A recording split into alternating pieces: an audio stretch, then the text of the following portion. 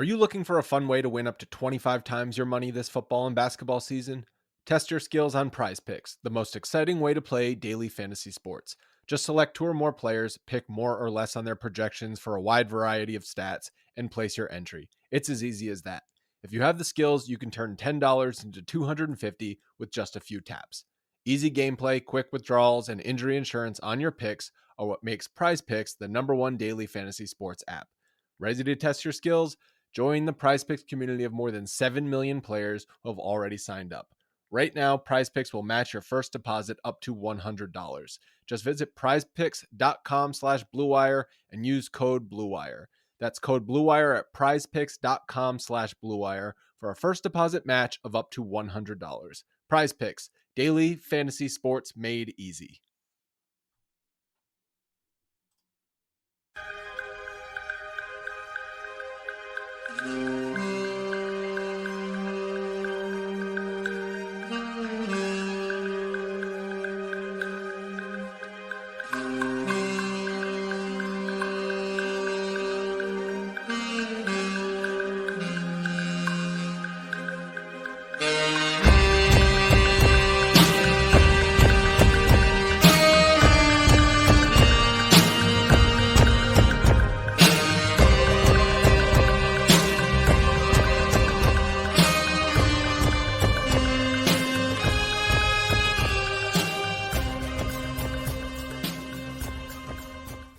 Good afternoon, Mavs fans. Welcome to Pod Mavericks. Kirk, your enthusiasm. You are joined by myself and friend of the show, Jason Gallagher, for a live emergency podcast.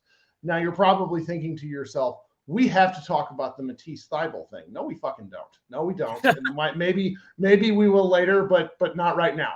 What we're going to talk about today is ESPN decided to choose violence. And I want to share with you what they decided to do today on their ESPN tab, where they shared this kind of abomination of a tweet. Who are you taking in their prime? A side-by-side photo for those of you who are listening on the show or on the podcast, a side-by-side of Kevin Garnett and Dirk Nowitzki, listing off some accolades. First for Kevin Garnett, one-time NBA champion, one-time Most Valuable Player Award, one-time Defensive Player of the Year Award, 15-time All-Star, 4-time All-NBA First Team, 9-time All-NBA Defensive First Team. Then Dirk Nowitzki, one-time NBA champion, one-time Most Valuable Player Award, one-time Finals MVP Award, 14-time All-Star, 4-time All-NBA First Team, 5-time All-NBA Second Team, and then they left this part off, 3-time All-NBA Third Team. Jason, how are you? I'm great, man. I'm great. You know, had a great 4th of July summer day. Mm-hmm. And then I woke up and I was like, it's going to be so chill. And then I saw this and I was like, what are we doing? And they chose fireworks, additional fireworks. They did. And, you know, it's been an interesting day reading a lot of different perspectives on the matter. And, you know, that's a nice way of putting it. And what I want to do on this podcast is I want to start out with a story that you are familiar with, that I have stories. You know, I'm going to keep it somewhat vague, but in 2012, I got to have some lunch with a person who is an NBA GM at the time. And I asked him about this hypothetical. Okay. And essentially, what I said was, knowing what we know now, who would you take? And he said, I think every single GM in the league would take Dirk over KG without question.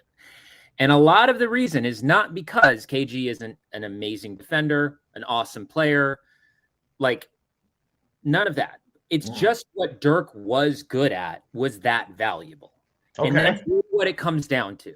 And I liken it a little bit to Steph, not because I think that they play a similar game, but because what Steph is good at is like priceless to any organization. Not only is the player extremely sort of selfless in terms of their personality, so in terms of a locker room presence, that's an easy thing to build around, but then also offensive brilliance is a lot more valuable than defensive brilliance.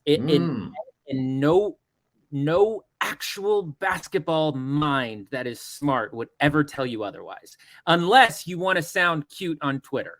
That's the only okay? Because here's what Dirk was, and you know this. You could run any sort of scheme, okay? And this is the same thing with Steph a little bit. You could run any scheme. You could run a secondary action. If everything fails, guess what you get to do? You get to feed it to somebody who can reliably score at kind of any place on the floor. So that is just so freaking valuable in the NBA that I don't care how good someone is on defense.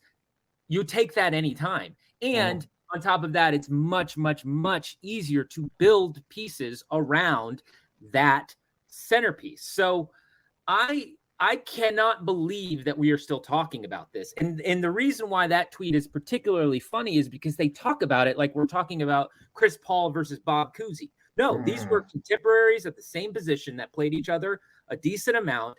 And almost every time, maybe not even in the head-to-head record, which a lot of people seem to be thinking I'm implying. I'm talking about head-to-head matchups when they're on the floor with each other. Nothing KG did ever affected Dirk. At all. Ever. Like ever, even in the losses, it never affected Dirk. And so that's why I just can't get over this sort of let's just talk a hypothetical. It's not hypothetical. We have the evidence. We have the tape in front of our eyes. Right. And we're still talking about it like it's debate. You know what Mavs fans don't do? They never say, let's talk Dirk versus Tim Duncan, because we've seen it better. I don't even know why we're doing this with Dirk and KG. Yes, KG was fun and he was awesome, but he couldn't do anything about Dirk. So they only played each other once in the playoffs. Yes. The Mavericks blanked the Minnesota Timberwolves 3-0 in it was a fantastic series.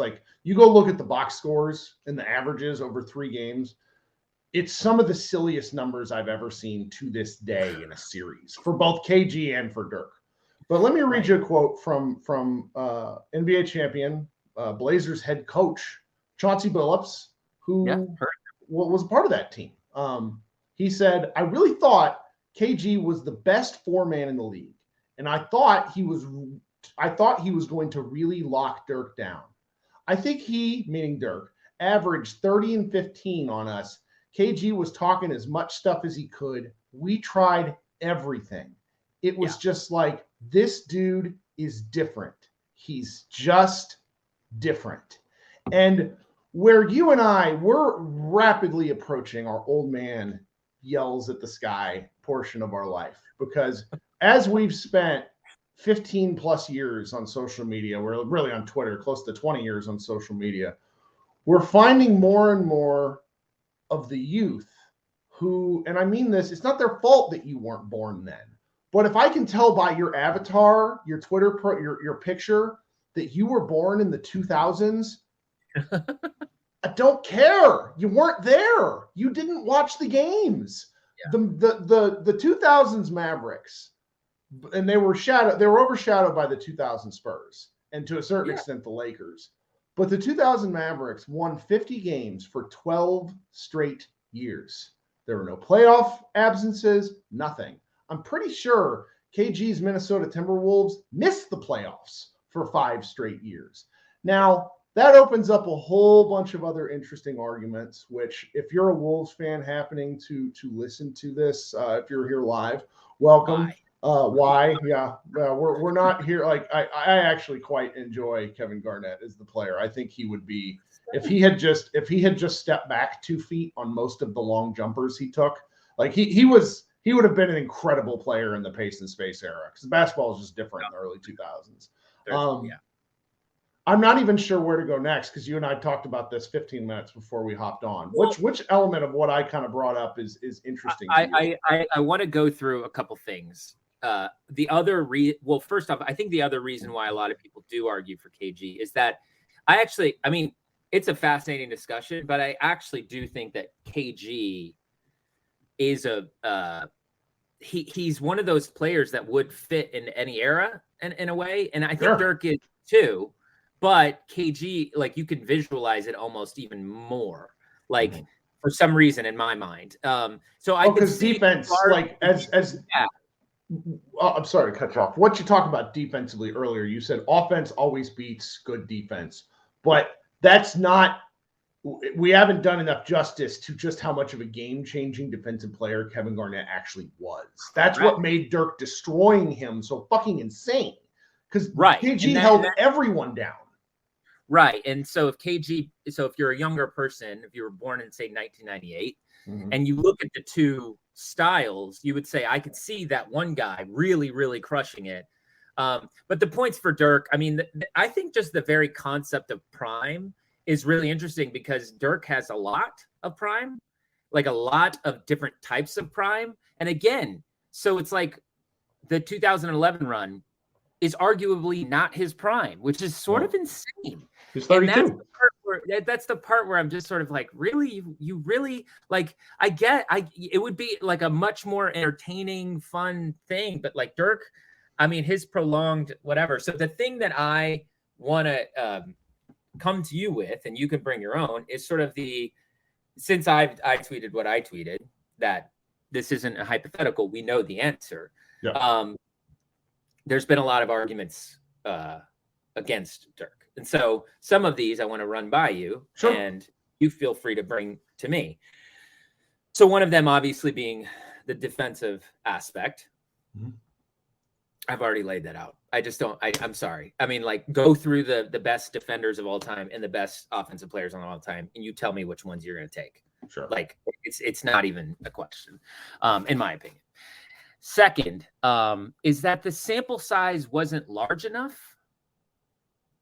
What does that mean? Who fucking cares? You want to talk like one? I know it's like well, so he only won. So it's 3 games. You're going to base it off of 3 games, and I'm like, what else do we have? I base a lot of the imagination of nothing, or do you want to base it off of the 3 games they played against each other in the playoffs? And sure, the rosters were different, but they played each other. And like you said, if you watch that series, it wasn't a contest. And that's what sports is. This sports is not the Oscars, people. There is results.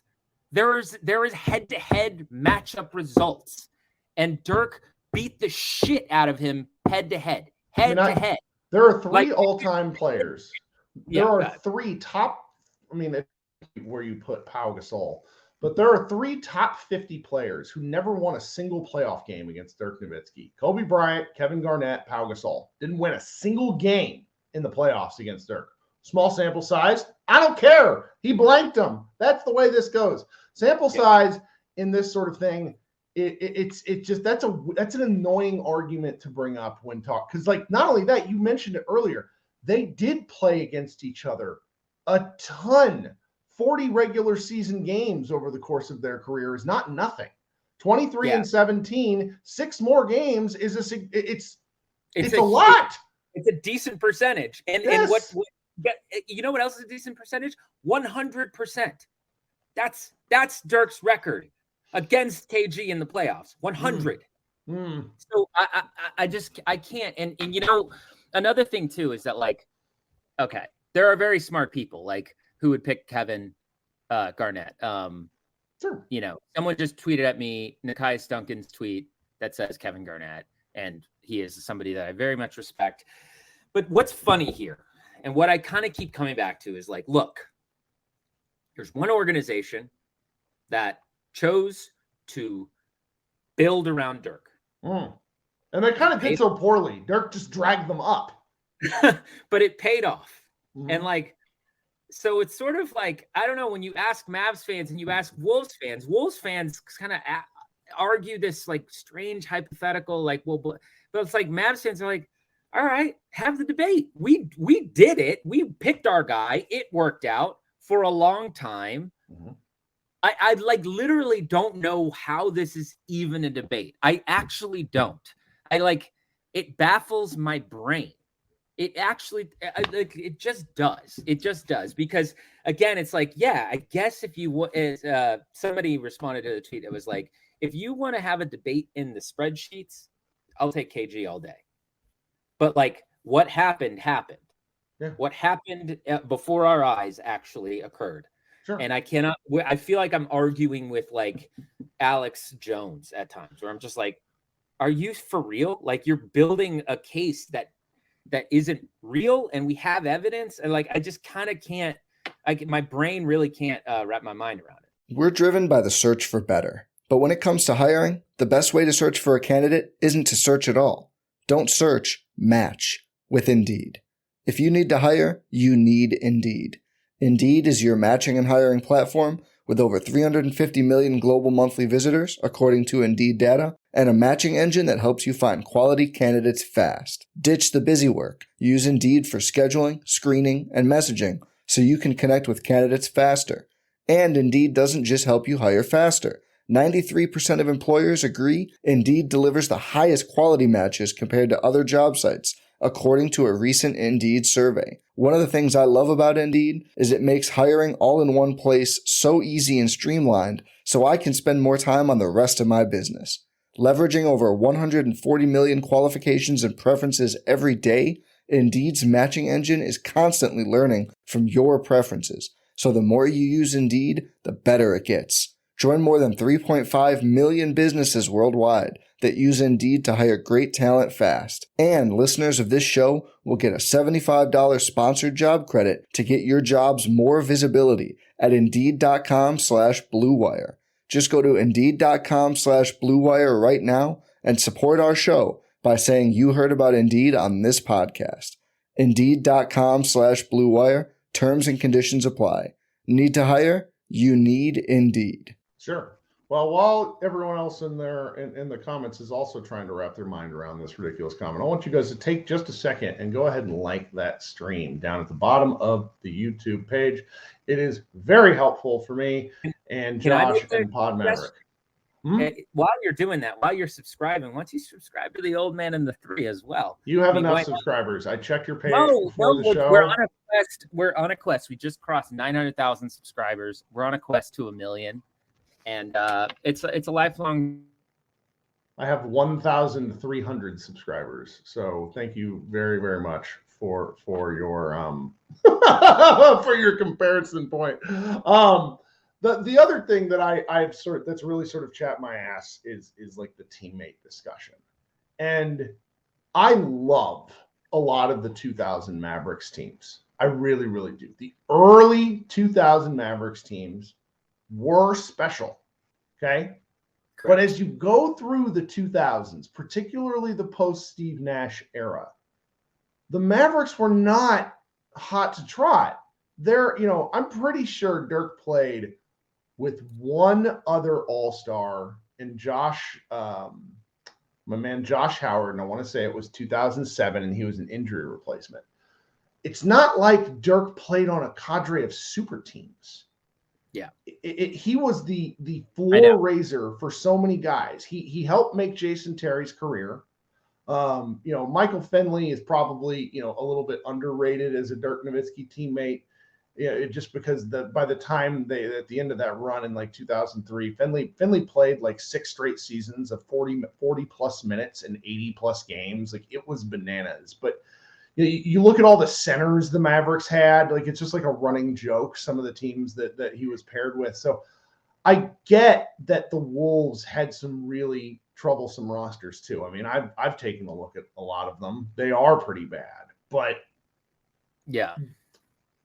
Like it's just like it's not KG or Dirk's fault. It's just sort of the way these things go. And they had opportunities to improve their team. They just kind of didn't. And I think based on the offensive part of what you're talking about, the way KG played on offense, they had to be a defensive minded team. And there's a little bit of a ceiling on that unless you have other really great players. And Wally Zerbiak was fine. The Troy Hudson was an incredible guard for like a season for them. I mean, I just getting into that level of competition and then the weeds, it's like it goes back to the Spurs conversation you mentioned earlier. Like, we just don't really talk about it because as much as I love Dirk, I recognize like Duncan's better. The end. Obviously. And it's like, yeah. And then you would also say that Duncan had better teammates, but but we watched the games and Duncan was better. Like, end of story, the end. I'm not going to play revisionist history there. Like, nobody would or nobody should. But yeah, I don't know. I look at even the 2006 final, like a lot of the examples that people have hit me with are sort of like, wow, Dirk choked here and here and here. And they're all citing sources that are like finals Which is games. true, but you know what was cool? Yeah, He was there. yeah, that's what was going on at the same time. Our other guy was sitting at home. And it's sort of like, it's like, yeah, that finals team started Adrian Griffin. And like it was a weird, it wasn't like the 2016's like Warriors, you know? Mm-hmm. So I don't know, man. I get you don't get heated anymore. That's what makes this funny. With what you do for a living now, you're kind of in the weeds and you know a lot. And because of that, it takes the sheen, the fan shine, the intensity out of it because they're people. They're not mythological figures. But this still pisses you off, and I think it's great. I think I just, because we know the answer, and I think that's what pisses me off, is that like we've just seen it, we know it. Look, one thing that JJ Redick, who I work with, likes to talk about a lot is there's only like one of the more rare things in the NBA is having a player who is the best and the undisputed best team on a championship winning team. Mm-hmm. Like, and when you go through NBA history, you realize just how rare a player that is. Like really, really rare. In the last 10 seasons, there's like 6. There's 6. It's LeBron, it's Steph, it's Jokic now, it's Giannis, it's Kawhi, and it's KD. And, you know, some Warriors fans will still say Steph over KD, but either way, for the sake of safety, let's say 6 in the last 10 years. You push that back 11, 12 years, Dirk enters that conversation. You push that back even further, it's Kobe, it's Duncan, and then you get to that Boston year, and it's like that's a debate. I'm sorry, it's a debate. Oh, they're a great team. I get why you would say KG was the best player on that team, but he didn't win Finals MVP, and it's not like the Iguodala Curry thing. Like Paul Pierce legitimately was the best player on that team. That was an incredible series. Wants to take that Finals MVP away from Paul Pierce. Nobody. No. So what I'm saying is that like just that in itself, and I'm not okay. Let's take the Finals win out of it now. It's like Dirk was the undisputed best player on a team that won 50-plus games for 12 seasons in a row. He was undisputed best player on teams that made multiple Western Conference Finals, multiple NBA Finals. That kind of player is unbelievably rare. It's not even a question. And as much as we like to overhype and overvalue defense, if you're building a team and you have to put your money where your mouth is, you're taking Dirk. That's wild. And what part of why we do this, and I think we're going to have to keep doing elements of this, is the sheer, like you go to Dirk's, and really KG's too, but Dirk's is a little bit longer and a little bit wilder because KG just had a slightly earlier fall off because injuries really took a toll on his body. The thing about being a fan of a guy like Dirk Nowitzki is having to defend the fact that people don't understand the 15 of his 21 years were just a relentless march of similar stats, similar, outcomes. And that almost gets taken for granted because he was just night in, night out, so amazing in a way that doesn't get really reflected in how we package highlights now. You have your just some of the big IG accounts out there. Early Dirk would have been a flamethrower on that sort of stuff. People don't particularly, we were in high school and then early in college when because Dirk's only like 6 years older than me. He was a monstrous athlete in a way that's not properly respected because you think of him as a jump shooter, but you'd like type in Dirk on the Twitter, Dirk Nowitzki on like the Twitter search bar. There's like this dunk that he goes from the right wing where he goes past someone and just yams it down. He was it's not like he was a vertical athlete, but he had such great quick twitch muscles He was so much faster than everybody else. Charles Barkley tells stories about how Dirk just like ripped the like Team USA, like a new one at a certain point. And not to interject, but it's stuff like that where it's like, I mean, as you said, like you spend enough time around people around the league that it's like when enough of them are like, dude, no, it's Dirk. Like, what are we like? It's Dirk. It's like we've seen it, we know it. Charles Barkley, one of them, he's like, it's Dirk. Yep. It's well, and so it's like we kind of have to fight for the legacy because KG has a little more street cred. He was crazy. There are some great videos of him being crazy.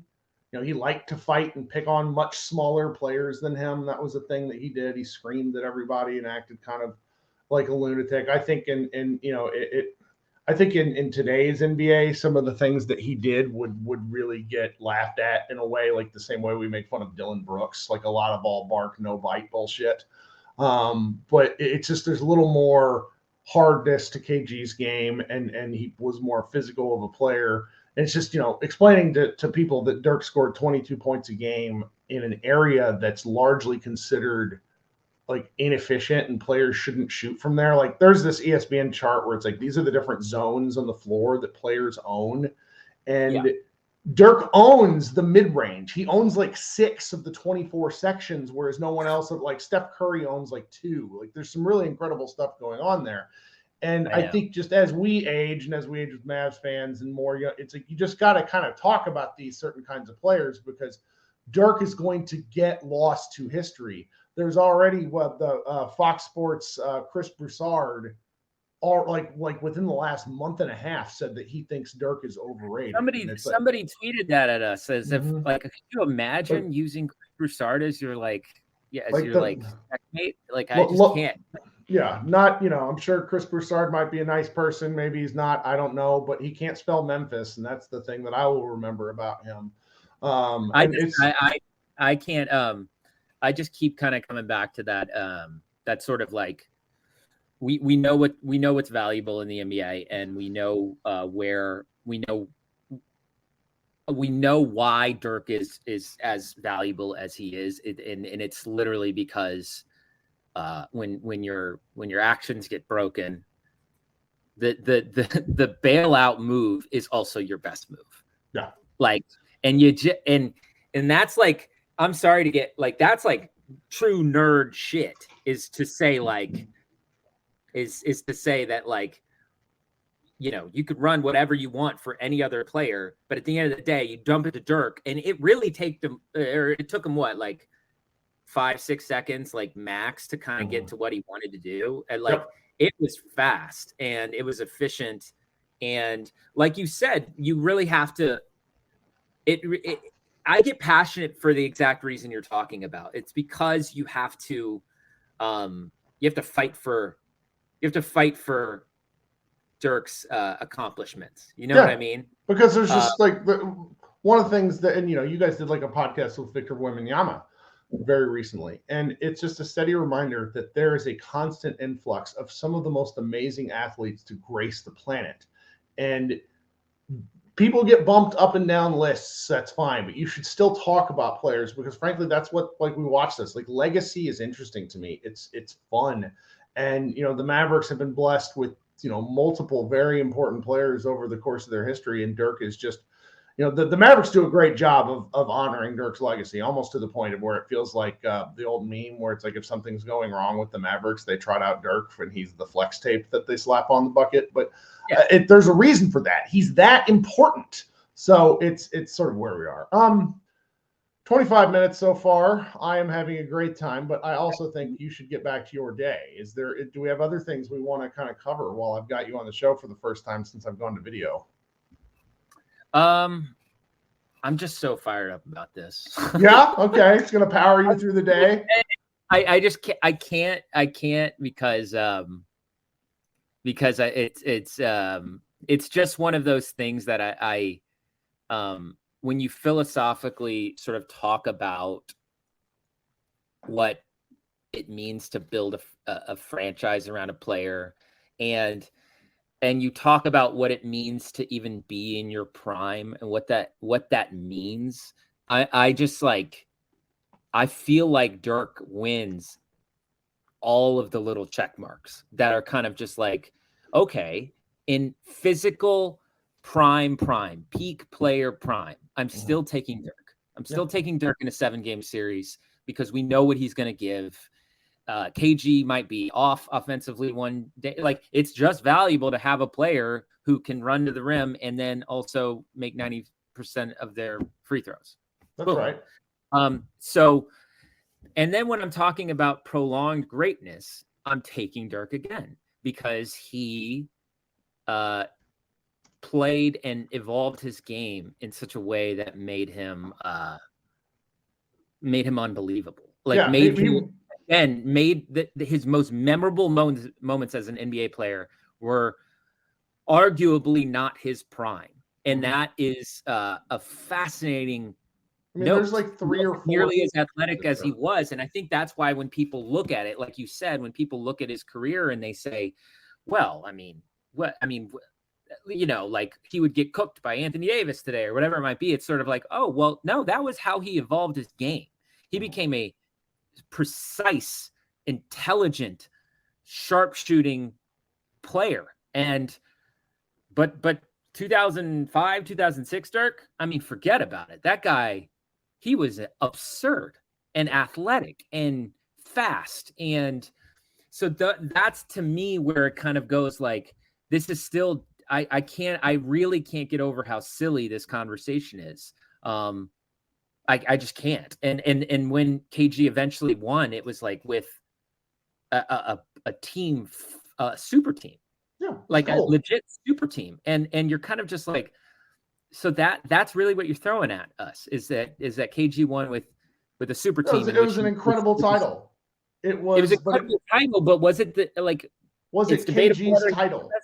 Yeah, it's so strange. It's so strange. And that's kind of I even think Celtics fans would say no to that. Like, it's the most interesting titles to kind of casual yet consistent NBA fans, I think, over the last 25 years would be the Dallas Mavericks and the LeBron James 2016 Cavaliers, because it was kind of honestly stories of individual triumph to a certain degree.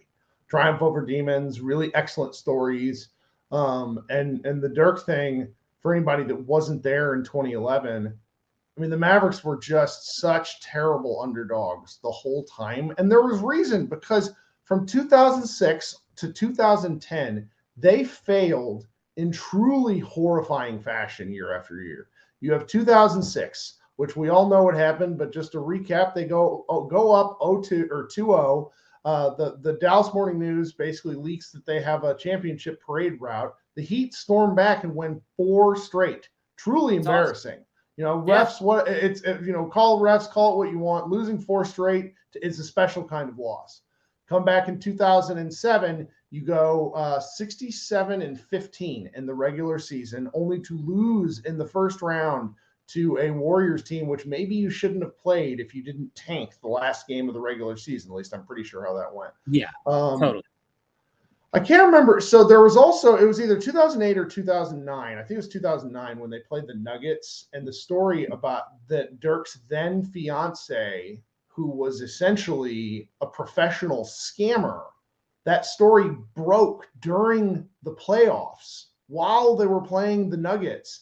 And Dirk was putting up truly insane numbers, only to have to get questioned by Charles Barkley about his personal life. I will never understand why Dirk is friendly with Charles. Charles says, Charles has said some of the nastiest shit about Dirk on television, like called him, mentally weak and all sorts of stuff. Why? It's truly nuts. Only to come back at age 32 and go win the title over what was considered to be and they really were. The Heat were a terrifying team.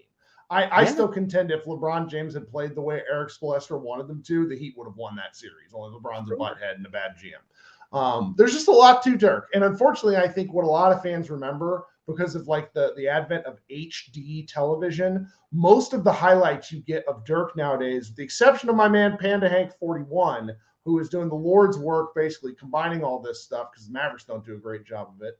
There's a lot of old shuffle Dirk. It's like a lot of it's Yeah. not. It's just not the same guy, and so that's really where we were. So Yeah, I agree, and I sort of I like I wanna I want to end this part okay, of this discussion with just saying that I really don't get worked up about a lot. no, I try to I work really you up to get you to come on, you and you're do like, you nah, do. nah. But this one is legitimately so stupid. And I'm going to say it. I'm not even dancing the line of like, what's a fun argument? It's not even fun. It's not even interesting. It is, if I want to win basketball games, if I want to build a team and then win basketball games, Dirk is the player I would pick over KG 1,000,000,000 times out of 1,000,000,000.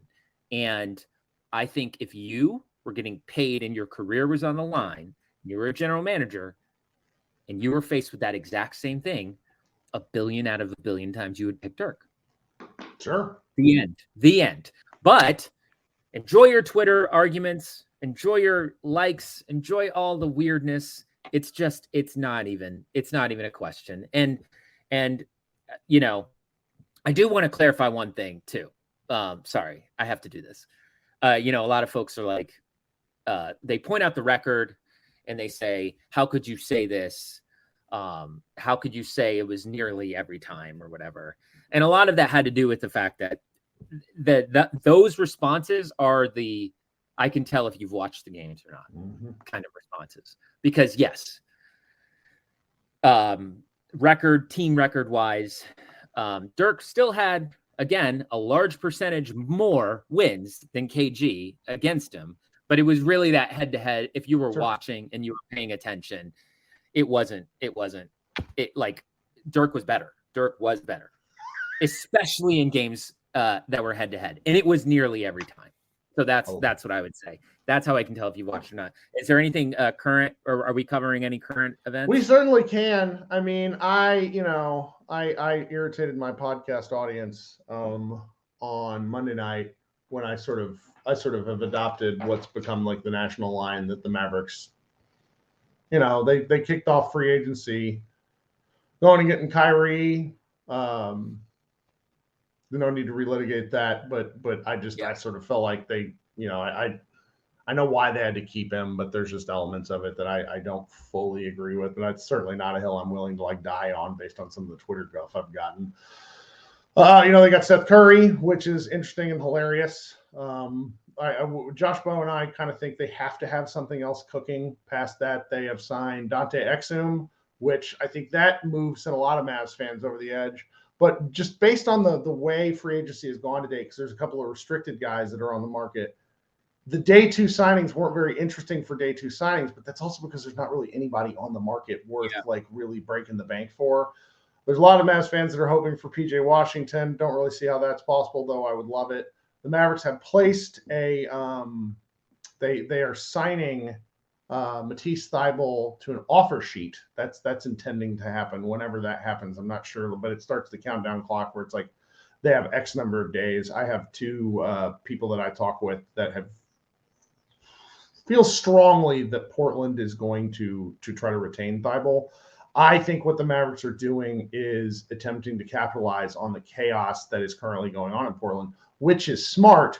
The problem is Matisse Thybulle stinks. So, did you know how many rebounds a game he averages? Did you think he stunk in Philly? No, but he's also funneling players to an MVP candidate. Like here, he's going to be funneling someone to Dwight Powell. Like he's a gambler. He's 6'5". He's not this 6'9" lengthy arm guy. Like he does have he actually does have pretty good wingspan, but it's just like his calling card is benefited by a solid team structure of which the Mavericks do not have. Does that make sense? So it's less it's the expectations surrounding him. Like he'd have to come in and be a defensive stopper. And I'm not sure he's that guy. Actually, I'm pretty sure he's not that guy. I get that. I'll give you my general take, which is optimistic. You're always optimistic. No, I'm not. No, I'm not. No, I'm not. I don't know if you followed me. I did like the draft. We've been very happy with the draft, I think, as a fan base. I have you know, I was pretty negative last year, and in sort of like in a big picture hindsight, I think in some ways it was warranted for fans to be negative. I think it was like, it's one of those things where it's very easy to judge a strategy after the fact. Now, granted, we felt pretty strongly during it that it wasn't going to work, but you know, I keep thinking back, and I'm kind of like, it wasn't 100% foolproof. You know, like the Mavs have to, you know, re-sign Jalen, whatever. Like there were some people that were not in on it. And so it's sort of like they picked a strategy. They went with the strategy. What I'm happy about is that they did follow through, that the things that they sacrificed, which the assets that they sacrificed for Kyrie, that at least we'll get a chance to see if it works out, which is like really what I want. Like, honestly, it's like, all right, you know, we really blew some things up. Let's see how it plays out. So I'm choosing to be optimistic. I'm choosing to sort of forget the past right now. Because I don't think I don't think it's healthy to sit there and think of things that happened 2 summers ago. So No. I'm glad they re-signed Kyrie, because again, the players that we gave up for him, it was a bummer, and at least we get to see if it works out. At least it wasn't for nothing. And so I'm glad they did that. I like the draft picks. Yeah. Free agency, I'm completely with you. It feels like there's more brewing. There has to be. Otherwise, it's like, But where we're starting from last season to this, I already feel like we're in a much better place. Oh, sure. Like literally all it JaVale McGee. We were wrong. literally all it takes is like all it took was like a training camp, and I feel like even then some of the Luka Kyrie offensive stuff will hopefully work itself out. So I'm pretty optimistic. Yeah, that's it. See, the Luka Kyrie stuff is already overblown and overwrought because they play awesome together. The question is, how do you build around them? And the things that I am a little bit frustrated to date are, I don't think they've done anything to really satisfy some of the shortcomings that occur both like defensively and rebound wise. And they have to figure that element out. Now, if they don't get Thibault, let's just say Portland matches. Let's say Dallas doesn't get another wing.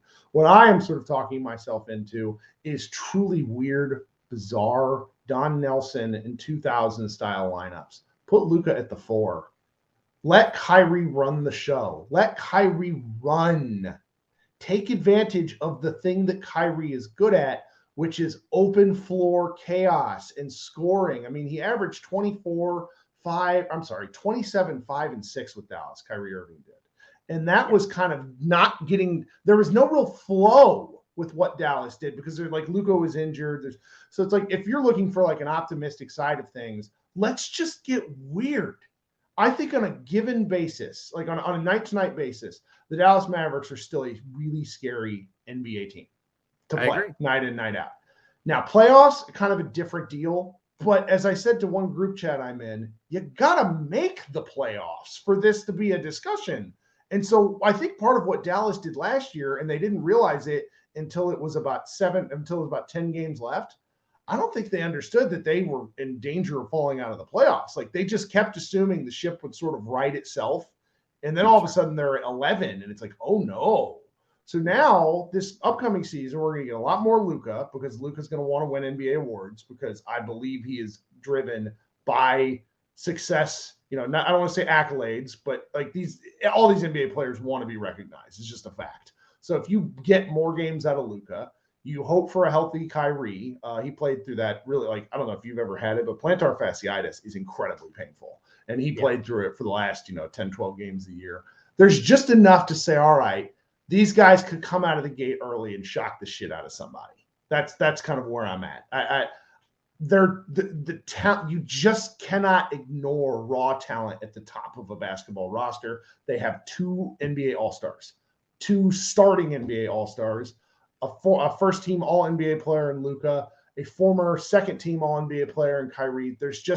That's kind of where I'm settling at. Now, I look forward to seeing how the other pieces fit, but And I hope they do more. I'm not a Thibault guy, like I said, but okay. Like if they do it, I'm not going to. I think that there's the one thing I'll say to you as a friend. I think that there is upside to Thibault, and I don't think Portland was a great sitch. He was pretty good there, though. He shot nearly 40% from three. I didn't think it's fake. I still think that, like, Luka has a LeBron quality to him that makes players better. Sure. And Thibault, I think, is like, I think he's like a high character dude. Like, I like it. I'm into it. I'll just say that I'm into it. I hope it works. I mean, but like it could go either way. It really could. But I see why they do it, given the options available. It's kind of like, so I'm into it. But yeah, no, I think you said it great. Like I said, optimism. I'm forgetting the past. I'm a goldfish.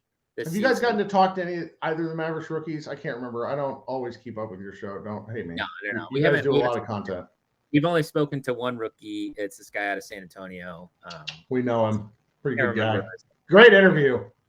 Great interview. He kind of sounded like a self-help guru at times, which tickled me. Oh, it was pretty amazing. It was like, but honestly, like, yeah, I mean, I was really impressed by him, and his Star Wars takes were really interesting. But that was a youth divide. I have never heard that before. Guys, you got to go listen to this. Like the old man and the three, JJ Redick, I think he's not everybody's cup of tea on these ESPN shows because JJ likes to have conversations, and they are built for people to talk at each other, not with each other. And that's what makes Old Man and the Three such a fantastic podcast. After all, it was JJ who drew more out of Luka Doncic than anyone in human history when you guys had him on 2 years ago. God, that was funny. Is there any teasers you would like to push our way to get you up over 1 million? No, just it's a regular. No. I would say no. We're gonna have a fun summer. I would say we're planning a lot of like really fun, different, weird things because. They let me kind of have fun in the summers. And then we do have some pretty high profile different types of guests. So that's what I'll say. My pitch. I have a pitch for JJ. It's he and I graduated in the same high school class, 2002. I would like for him to round up the various NBA players from 2002 and just talk about the difference in culture and basketball culture from 20 years ago, because like the stuff that JJ grew up in, and granted, he kind of like helped usher in like modern college basketball, like fan hate, because he was just such a everybody hate. But basketball is just so different now. And he played like some of the guys that were out there in 2000. You got your Chris Bosh, Amari Stoudemire. Like there's 2002. There's some really crazy guys from their draft class that I've always just followed those guys because I've started following them. I was like a sophomore in high school. But yeah, guys, go subscribe to the Old Man and the Three on YouTube. The one thing I'll say with regards to that, yes, subscribe, please. The one thing that I'll say with regards to that is that we with that in mind, when it comes to like someone like Wembanyama, we like to judge internally. We like to judge young players by the amount of people they bring to the podcast recording. Oh, a little bit. I feel like it's like a good little like it gives you a little glimpse into what's going on a little bit. And Victor had one dude with him, and no entourage. I love this. And he was very confident. And I think that is that's a great sign. I always think that's a great sign. My favorite interviews, my favorite players are the ones that show up with like Steph had nobody with him. Dame literally was like in his practice uniform and just like showed up, nobody with him. I love stuff like that. Sure. So I don't know why, Chris but that's Paul like even turned you. That was my favorite one where you could tell it's such a bummer. Such a bummer. He's like my favorite now, and it's like anyways. So So hey, I just want to end this whole thing with regards to the Dirk KG debate. Like, look, I'm just a neutral observer. I'm not biased at all. I'm not.